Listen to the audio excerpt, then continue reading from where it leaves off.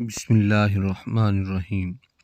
بیوی کا دودھ منہ میں چلا جائے تو یہ ایک اہم اور معلوماتی بیان ہے۔ یہ مردوں اور عورتوں دونوں کے لیے ان باتوں کا جاننا لازمی اور ان کے لیے بہت ضروری ہے، اور ان باتوں پر عمل کرنا بھی ان کے لیے بہت ضروری ہے۔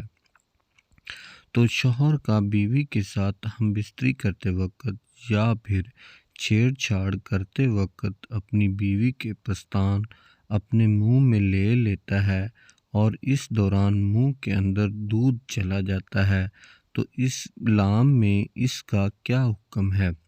تو اسلام میں ان کو چھونا، ان کو منہ میں لینا بالکل جائز ہے، لیکن بشرط یہ کہ منہ کے اندر بیوی کا دودھ نہیں جانا چاہیے، کیونکہ یہ دودھ انسان کی صحت کے لیے مضر ہو سکتا ہے۔